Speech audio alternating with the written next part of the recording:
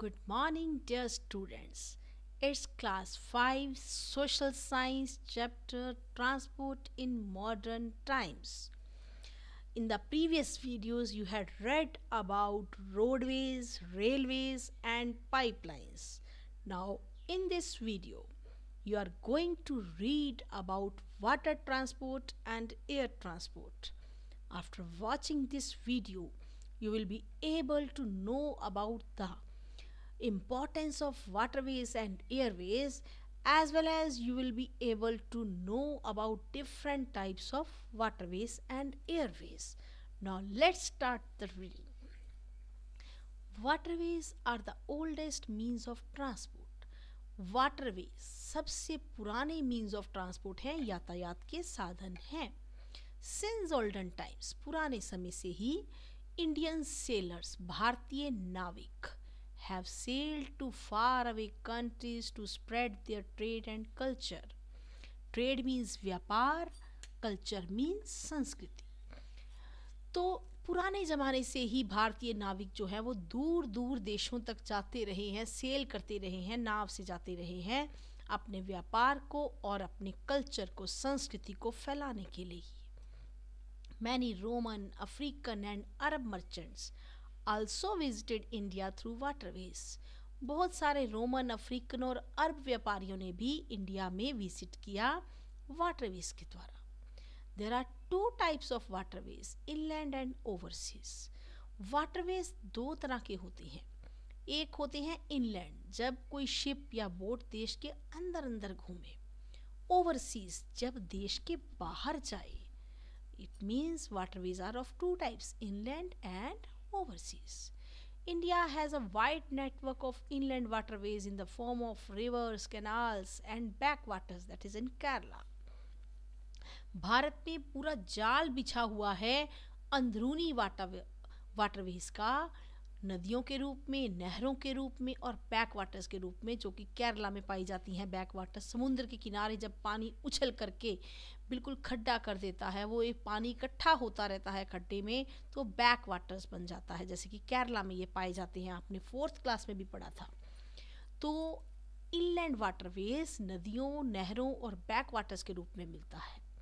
The total length of inland waterways, जो देश के अंदर अंदर वाटरवेज की लेंथ है, वो है 14,500 किलोमीटर. अब आती है बात ओवरसीज वाटरवेज की. देश के बाहर जाने के लिए जब हम वाटरवेज का यूज़ करते हैं, they are mainly used overseas. उसके लिए हम समुद्रों का और ओशंस, महासागरों का यूज़ करते हैं. फॉर ट्रेड एंड टूरिज्म, व्यापार के लिए और टूरिज्म के लिए, किसी देश दूसरे देश में जाने के लिए. India has a long coast line. Bharat का समुद्री तट बहुत लंबा है, 7,617 किलोमीटर है. There are 12 major and 185 minor ports to handle foreign trade. विदेशी व्यापार को चलाने के लिए 12 बड़े और 185 छोटे पोर्ट्स हैं. अब आप बोलोगे पोर्ट्स क्या होती हैं? देखिए, जहाँ से ट्रेन चलती है वो होता है रेलवे स्टेशन, जहाँ से बस चलती है बस स्टैंड, जहाँ से हवाई जहाज़ उड़ता है वो होता है एयरपोर्ट, और जहाँ से शिप चलता है वो होता है सी पोर्ट, यानी कि पोर्ट बोल देते हैं, बंदरगाह. तो इंडिया में 12 मेजर और 185 माइनर पोर्ट्स पाए जाते हैं. Waterways are cheaper as compare to other means of transport. अगर हम वाटरवेज की बात करें तो सस्ते पड़ते हैं दूसरे मीन्स ऑफ ट्रांसपोर्ट की तुलना में. They are most suitable for carrying heavy and bulky goods. भारी सामान उठाने के लिए वो बड़े ही बेहतर हैं, सुटेबल हैं. Water transport is a fuel efficient and environment friendly mode of transport.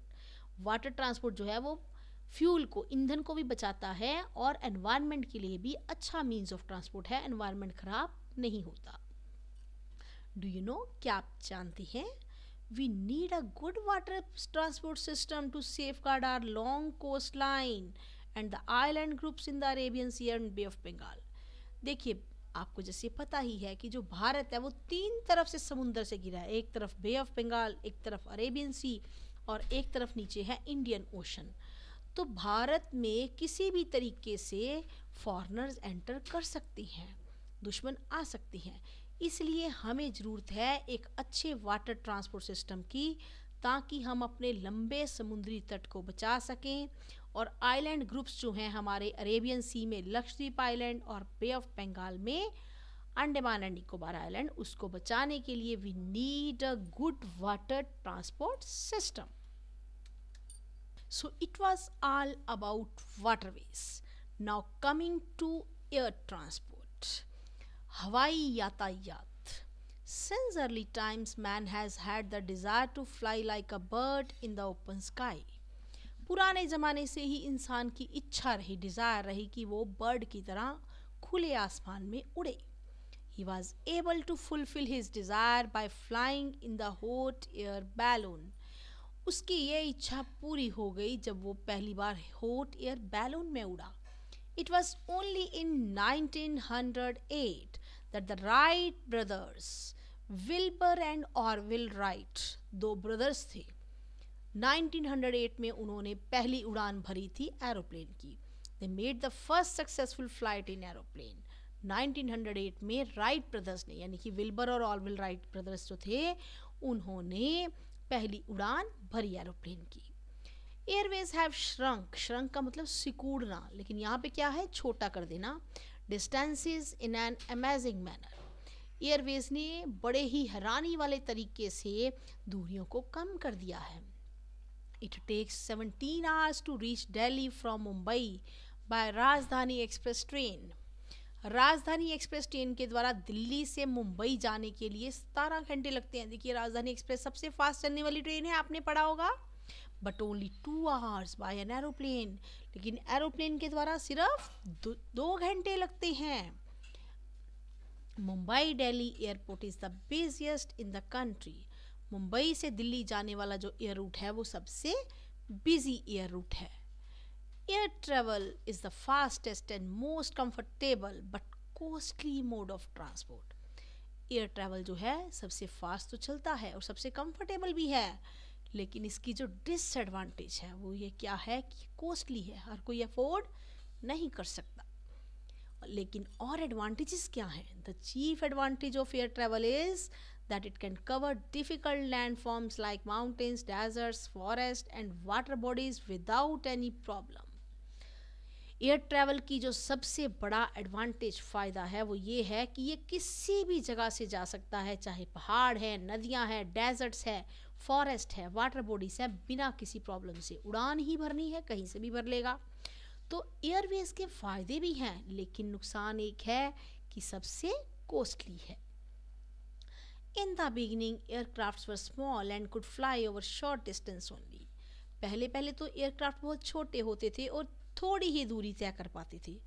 But now an aeroplane can carry hundreds of passengers and tons of cargo over great distances. लेकिन अब के जो हवाई जहाज़ बनाए गए हैं उसमें सैकड़ों पैसेंजर्स आते हैं और टनों के हिसाब से कार्गो, सामान आता है, दूर दूर दूरियों तक जाता है, फॉरेन कंट्रीज में भी जाता है. The airports provide various services. अब एयरपोर्ट की बात करें तो उसमें भी बहुत सी सर्विसेज मिलती है, जैसे रेलवे स्टेशन पे मिलती हैं. अब यहाँ एयरपोर्ट पे क्या मिलता है? Duty free shops. Duty free, जहाँ पे कि टैक्स नहीं लगता, वैसे की शॉप्स हैं वहाँ पे जहाँ से कि फॉरेन कंट्रीज़ का सामान भी मिल जाता है बिना ड्यूटी के, यानी कि बिना किसी कर के. रेस्टोरेंट्स है वहाँ पे, telephone and even free internet service मिलती है एयरपोर्ट पे आपको. डू यू नो, क्या आप जानते हैं, helicopters are used for service. अब हेलीकॉप्टर का तो पता ही है, एरोप्लेन बड़ा, हेलीकॉप्टर छोटा, और हेलीकॉप्टर में थोड़े पैसेंजर्स आ सकते हैं, 5-6. अब लेकिन हेलीकॉप्टर फिर भी बहुत यूज़फुल है, क्योंकि इसे हम कहीं पे भी थोड़ी जगह पर भी लैंड कर सकते हैं. और ये किसके लिए यूज़ होता है? फॉर सर्विस, सर्वेक्षण के लिए. मीडियाज वाले मीडिया रिपोर्टिंग के लिए ज़्यादातर हेलीकॉप्टर यूज़ करते हैं, दूर दूर जाने के लिए, मीडिया रिपोर्टिंग के लिए और एमरजेंसी सर्विस के लिए. मान लीजिए कहीं पे सूखा पड़ गया, बाढ़ आ गई, तो ऊपर से ही हेलीकॉप्टर से ही जो रिपोर्टर्स हैं वो रिपोर्ट लेते हैं. और इवन हमारे मिनिस्टर्स वगैरह भी, देखते होंगे आप, हेलीकॉप्टर से ही देखने जाते हैं. और इवन जो उनको सामान प्रोवाइड करना होता है, वहाँ के लोगों को बचाना होता है, तो रस्सा फेंक फेंक के उन्हें बचाया जाता है, उन्हें सामान प्रोवाइड किया जाता है हेलीकॉप्टर के द्वारा. तो इसका मतलब हेलीकॉप्टर जो है वो एमरजेंसी सर्विसेज के लिए बहुत यूज़फुल है. They are useful for transporting the injured to hospital and providing relief to the victims of earthquakes, landslides, floods, cyclones, etc. Way useful हैं जख्मी इंसान को हॉस्पिटल तक पहुंचाने के लिए और आराम की चीज़ें प्रोवाइड करने के लिए जो कि भूचाल के, लैंडस्लाइड के, फ्लड्स के, साइक्लोन के विक्टिम्स हैं। विक्टिम का मतलब जो शिकार हुए हैं लोग, जो अर्थक्वेक के शिकार हुए हैं, लैंडस्लाइड का शिकार हुए हैं, उनको आराम की चीज़ें प्रोवाइड करने के लिए भी हेलीकॉप्टर यूज़फुल है। तो इसका मतलब एयरवेज बहुत फ़ायदेमंद है। अब ये तो अब तक आपने पढ़ा अलग अलग मीन्स ऑफ ट्रांसपोर्ट के बारे में, ठीक है। All the means of transport are very useful, very advantageous, but कुछ प्रॉब्लम्स भी हैं। अब प्रॉब्लम्स क्या आ रही हैं, चलिए इनको देखते हैं। All the time we are worried about increase in the prices of petrol and diesel. हर टाइम हमें ये चिंता रहती है कि पेट्रोल और डीजल के प्राइस बढ़ ना जाए, क्योंकि सारे व्हीकल पेट्रोल या डीजल से चलते हैं और पेट्रोल डीजल का प्राइस बढ़ेगा तो हमारे लिए कॉस्टली हो जाएगा। इवन चीज़ें भी महंगी मिलेंगी जो कि ट्रांसपोर्ट होती हैं व्हीकल्स में। Most vehicle run on petrol और डीजल। ज़्यादातर व्हीकल्स पेट्रोल और डीजल से चलती हैं। They affect the prices of all commodities. वे सारी ही चीज़ों के प्राइस पर प्रभाव डालती हैं, जैसे कि फ्रूट्स, वेजिटेबल्स, पल्सेस, क्लोथ्स। ये भी महंगे मिलेंगे क्योंकि आने जाने का खर्चा बढ़ गया। अगर पेट्रोल डीजल का प्राइस बढ़ जाता है तो आने जाने का खर्चा बढ़ गया, ट्रांसपोर्टेशन कॉस्ट बढ़ गई, जो कि ऐड हो जाएगी सामान के रेट में, तो हमें सामान भी महंगा मिलेगा। Now you know why auto and taxi drivers demand high fares whenever fuel price increase. तो अब आपको पता चल गया होगा कि जब भी ईंधन का रेट बढ़ता है, फ्यूल का रेट बढ़ता है, तो ऑटो और टैक्सी ड्राइवर्स जो हैं वो हमसे ज़्यादा किराया मांगते हैं। फेयर मीन्स किराया मांगते हैं। We need to control the use of petrol and diesel. इसलिए हमें पेट्रोल और डीजल के यूज़ को कंट्रोल करना है, कम यूज़ करना है, ताकि जितना पेट्रोल डीजल कम यूज़ करेंगे उसकी डिमांड कम होगी तो ज़्यादा रेट नहीं बढ़ेगा। India has to spend precious foreign exchange on importing fuel.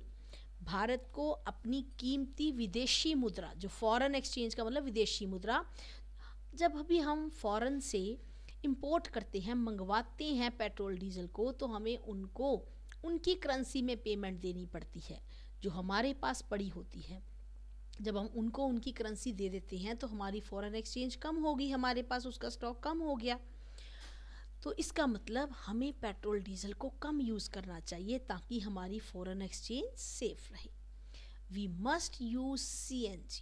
हमें CNG यानी कि कंप्रेस्ड नेचुरल गैस यूज़ करनी चाहिए as fuel. It is environment friendly. Third class में भी आपने पढ़ा था कि जो CNG होती है वो एनवायरनमेंट फ्रेंडली होती है, पॉल्यूशन नहीं करती। We must take some other safe guards also. कुछ और सेफ गार्ड सुरक्षा के साधन भी यूज़ करने चाहिए। The vehicle should be serviced and pollution checked at regular intervals. Vehicle की सर्विस टाइम टू टाइम करवानी चाहिए और उसका पॉल्यूशन भी चेक करवाते रहना चाहिए। उससे क्या होगा, पॉल्यूशन नहीं होगा। We must use public transport system to reduce traffic on roads. अगर हम चाहते हैं कि रोड्स पर ट्रैफिक कम हो तो पब्लिक ट्रांसपोर्ट सिस्टम जैसे कि जो बसेस चलती हैं, ट्रेन्स चलती हैं, लोकल जाने के लिए ऑटो चलती हैं, रिक्शा चलती हैं, उसका यूज़ करना चाहिए। उससे क्या होगा, जो हम अपने पर्सनल व्हीकल हर कोई यूज़ करते हैं तो रश पड़ जाता है रोड पे, लेकिन अगर हम पब्लिक ट्रांसपोर्ट में चले जाएं तो हमारे पर्सनल व्हीकल्स का रश कम हो जाएगा और रोड पर ट्रैफिक कम हो जाएगा। If we control the vehicle pollution we would lead a healthier life. अगर हम व्हीकल्स के पोल्यूशन को कंट्रोल कर लेते हैं तो हम एक स्वस्थ जीवन जी सकते हैं। Fossil fuels. अब फॉसिल फ्यूल्स क्या होते हैं, जितने भी ये पेट्रोल और डीजल हैं, these all are fossil fuels. Fossil fuel बनते कैसे हैं आपको पता है? जो पेट्रोल आप मिनटों में, सेकंडों में उड़ा देते हैं, उसको बनने में हजारों साल लगते हैं। जब भी जंगलों में, पहाड़ों में पेड़ पौधे गल सड़ जाते हैं, धरती के नीचे दब जाते हैं, एनिमल्स मर के धरती के नीचे दब जाते हैं, तो हजारों सालों तक जब धरती के नीचे वो दबे रहते हैं, डीकम्पोज हो जाते हैं, माइक्रो ऑर्गेनिजम्स उन्हें खा पी लेते हैं, डीकम्पोज कर देते हैं, तो उसके बाद जाकर हजारों सालों के बाद वो क्रूड ऑयल बनता है, कोल बनता है, नेचुरल गैस बनती है। उसे हम कहते हैं फॉसिल फ्यूल्स। तो fossil fuels are formed, fossil fuels बनती हैं from the decompose remains of plants and animals. जब प्लांट्स और एनिमल्स डीकम्पोज हो जाते हैं, कैसे डीकम्पोज होते हैं? Buried deep in earth crust, जब वो धरती के नीचे फॉर मिलियंस ऑफ ईयर्स, हजारों सालों तक दबे रह जाती हैं, डीकम्पोज हो जाती हैं, तब कहीं जाके फॉसिल फ्यूल्स बनती हैं। They are found in the form of coal, oil and natural gas. वो हमें किस रूप में मिलते हैं? ऑयल के रूप में, कोल के रूप में और नेचुरल गैस के रूप में। The early vehicles use steam energy. पुराने जो व्हीकल्स थे वो स्टीम एनर्जी यूज करते थे, that was produce from boiling water, जो कि बॉइलिंग वाटर से आती थी। देन फॉसिल फ्यूल्स, उसके बाद फॉसिल फ्यूल्स आ गए, जैसे कोल एंड लेटर पेट्रोल आ गया, came in use. They are non renewable that they can not be used again. अब ये जो कोल है, पेट्रोलियम है, डीजल है, ये सब नॉन रेन्यूएबल है। नॉन रेन्यूएबल जो कि हमने स्टार्टिंग में भी पढ़ा था कि एक बार हमने यूज़ कर लिया, उन्हें दोबारा हम हासिल नहीं कर सकते और इन्हें बनने में हजारों साल लगते हैं। लेकिन इसकी जगह पर दूसरे होते हैं रेन्यूएबल सोर्सेज ऑफ एनर्जी, जैसे कि सोलर एनर्जी, विंड एनर्जी। आज हमने धूप में बैटरी को चार्ज किया, नेक्स्ट डे फिर चार्ज कर सकते हैं। विंड एनर्जी भी जितनी बार मर्जी यूज़ कर सकते हैं। तो ये क्या है? Renewable sources. Therefore, we should use renewable source of energy more. इसलिए हमें renewable sources of energy use करने चाहिए, जैसे कि solar energy, wind energy. We must conserve the use of fossil fuels. हमें fossil fuels के यूज़ को कम करना चाहिए, otherwise they will disappear from our earth. नहीं तो वो हमारी धरती से दिखने बंद हो जाएंगे। अब यहाँ पे आती है स्टोरी ऑफ पेट्रोल, कि पेट्रोल किस तरह से हमारे तक पहुँचता है। Deep wells are dug in certain areas on the earth to take out petroleum oil. बड़े बड़े कुएं खोदे जाते हैं धरती पर पेट्रोल को निकालने के लिए, और कहीं कहीं जाके मिलता है। It contains a lot of impurities. जब इसको बाहर निकाला जाता है, इसमें बहुत सी इम्प्योरिटीज होती हैं और इसे कहते हैं क्रूड ऑयल, कच्चा तेल, गंदा तेल होता है ये काला काला। अब इसको क्या करते हैं? It is sent by tankers to the oil refineries. इसको टैंकर में डालकर ऑयल रिफाइनरी में भेज दिया जाता है, जहाँ पे इसको साफ किया जाता है। It is process there to extract petrol. वहाँ पे इसकी प्रोसेसिंग होती है और पेट्रोल निकाला जाता है। उसके बाद रिफाइनरी से then it is supply to petrol depots by trains and trucks. फिर ट्रेन्स और ट्रक्स में डाल के इसको पेट्रोल डिपो में भेज दिया। From petrol depots, the petrol is supplied to petrol pumps by oil tanker. फिर पेट्रोल को सप्लाई किया जाता है पेट्रोल पंप में ऑयल टैंकर के द्वारा। तो सोचो कितना टाइम लगता है पेट्रोल को पेट्रोल पंप में पहुंचने में और हमारे तक पहुंचने में। Now all vehicles have engines. सारे ही व्हीकल्स जो आजकल हम यूज़ करते हैं उसमें इंजन लगा होता है, लेकिन इंजन अलग अलग तरह का, किसी में पेट्रोल वाला, किसी में डीजल वाला। When we put fuel in the vehicle, the fuel burns inside the engine and produces energy. ये बड़ी साइंटिफिक चीज़ है। मान लो हमने किसी भी व्हीकल में फ्यूल को डाला, पेट्रोल को डाला या डीजल को डाला, वो फ्यूल बर्न होता है जब हम गाड़ी स्टार्ट करती हैं इंजन के अंदर। जैसे वो बर्न होता है तो उससे एनर्जी पैदा होती है और हमारा व्हीकल चल पड़ता है। It helps the vehicle to move. जो एनर्जी प्रोड्यूस होती है वो व्हीकल को चलने में मदद करती है। There are different types of engines. Engines अलग अलग तरह की होती हैं। To run a diesel car, we need a diesel engine. Diesel car के लिए डीजल इंजन होता है। And to run a car on compressed natural gas. अगर हमने सीएनजी यूज़ करनी है गाड़ी में, तो ये नहीं कि आम गाड़ी में सीएनजी डाल लेंगे, no, we have to fit a CNG kit in car. तो उस गाड़ी में हमें सीएनजी की किट फिट करवानी पड़ेगी, किट को डालना पड़ेगा, तभी उस किट के द्वारा हम सीएनजी डाल सकते हैं। यानी कि अलग अलग गाड़ियों का इंजन अलग अलग होता है।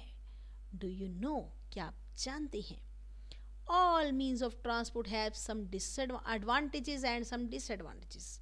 सारे ही यातायात के साधनों के फायदे भी हैं और नुकसान भी हैं. But the best means of transport are walking and cycling. सबसे बेहतर जो मीन्स ऑफ ट्रांसपोर्ट हैं वो है चलना और साइकिल चलाना. अगर कहीं पास में जाना है तो साइकिल पे जाओ या पैदल जाओ, सबसे बेस्ट है. कोई पेट्रोल डीजल नहीं लगेगा, कोई धुआं नहीं होगा और पोल्यूशन नहीं होगा. कहता क्यों हमें साइकिलिंग करनी है और वॉकिंग करनी है? Why? Because they do not depend upon fuel and keep us fit. क्योंकि वो किसी फ्यूल पर, ईंधन पर डिपेंड नहीं करते और हमें फिट भी रखती हैं. इसलिए cycling and walking are the best means of transport rather than using other vehicles which use fuel and create pollution. So now through this video you have come to know about waterways, airways and the ways how we can control pollution, how we can solve the problems created by increasing vehicles. So we should use CNG, we should go by cycle or we should walk if we have to go to nearby place, so that we may save pollution, we may control pollution and we may save our environment.